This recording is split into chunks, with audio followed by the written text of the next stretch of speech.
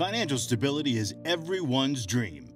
We all want to be in a position where we would have total control of our finances, have confidence about the future, and don't struggle to make ends meet. However, the average person spends most of their life chasing financial stability, which is difficult to attain. Most of us fall into this category of working, getting paid, and spending the money on bills, and then repeating the cycle. We hardly have any time for leisure activities. Now, before we start, this is Ivan here from the Vanilla Investor, former investment analyst and with over 100K invested in the markets. My goal is to bring you simple finance at your fingertips.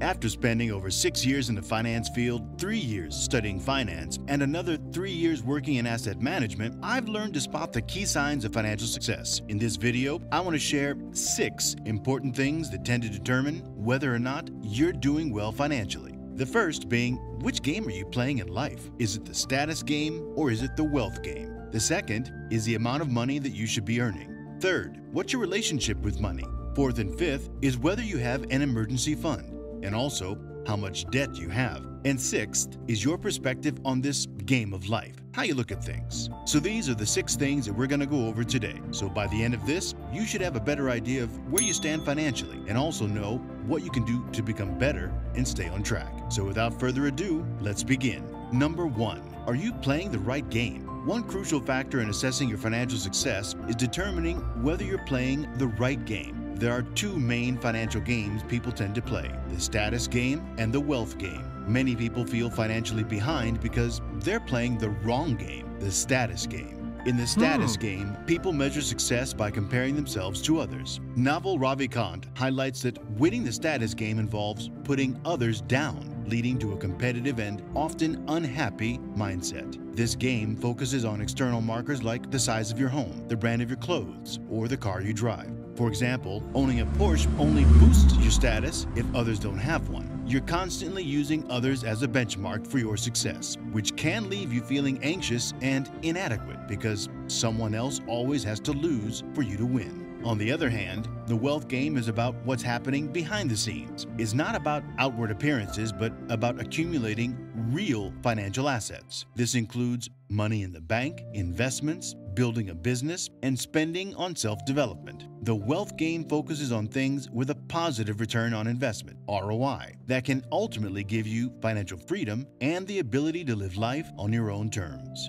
The key is to shift your focus from the status game to the wealth game. As the book The Millionaire Next Door puts it, wealth is not the same as income. If you make a good income each year and spend it all, you're not getting wealthier, you're just living high. When you stop measuring success by external status and start focusing on building wealth, you might realize you're doing much better financially than you thought. The status game is like a movie trailer. It shows the highlights and leaves out the rest. Number 2, how much should you be earning? One way to gauge this is by comparing your salary to average wages. According to Forbes, the average annual salary in the U.S. is $59,428, while the average hourly rate is $28.34. However, these numbers don't significantly impact how we perceive our financial standing. Research shows that our friends and peers have a bigger influence on our self-assessment of financial success than society as a whole. Regardless of your earnings, it's easier to feel bad about the number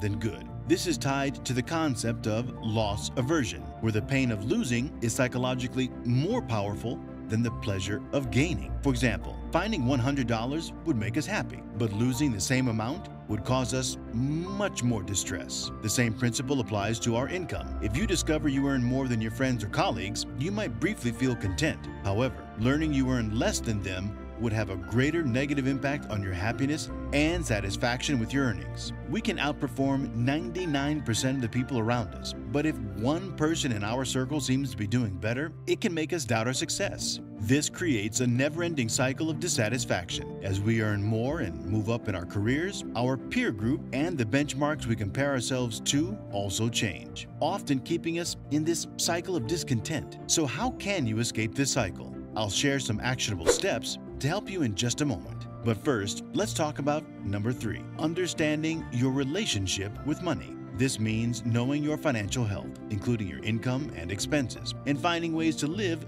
below your means. In other words, either increase your income or reduce your spending so you have money left to save or invest. One way to achieve this is by using a tracker to monitor your finances and ensure you're spending less than you earn. I have a free tracker available in the description box that even lets you know real time as you fill it in whether you're on track on the goal you set. Try it out if you like it and let me know how it works for you. And that leads me to number 4, having an emergency fund or cash buffer, whatever you want to call it.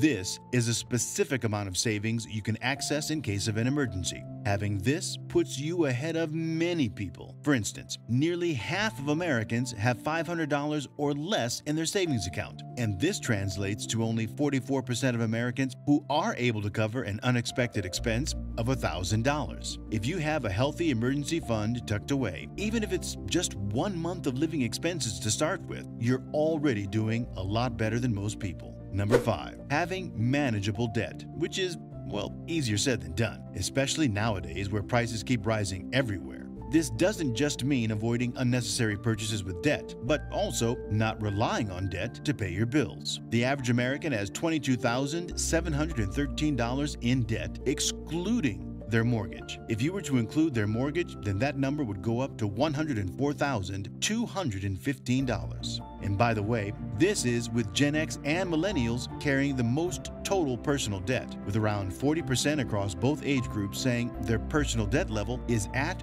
or near its highest level ever. And an additional 19.3 million new credit card accounts were open, indicating that people are borrowing more to maintain their lifestyles amidst rising inflation. So if you can save part of your income, have an emergency fund, and pay your bills on time without accruing debt, you're already doing better than most. But knowing this doesn't necessarily make you feel better, right? Probably not, thanks to loss aversion. And this leads us to number 6, how you view success in life. It makes a huge difference based on how you see things, whether it's via your own lens or if it's based on society's standards. There's a quote that says, "If you change the way you look at things, the things you look at change." Nowadays, our perception of success is heavily influenced by society's expectations and comparisons. Society often praises extravagant lifestyles, external rankings, and financial achievements. However, if we shift our perspective to evaluate our success based on our own standards rather than society's, we can free ourselves from comparison and societal pressures. This approach allows us to escape the game where others set the rules. Warren Buffett advocates for this inner scorecard method, suggesting you should consider this question: would you rather be the world's greatest lover but have everyone think you're the worst, or be the world's worst lover but have everyone think you're the best? In other words, would you prefer societal approval even if it's based on a false image, or would you rather be genuine and true to yourself regardless of what others think? So, these are the 6 things that tend to dictate whether you're doing well financially. If you think you are doing better than you initially thought, or if you aren't, then maybe you'd like to check out this next video where I go over how you can retire in 10 years starting with $0 saved. Thanks for watching. Cheers.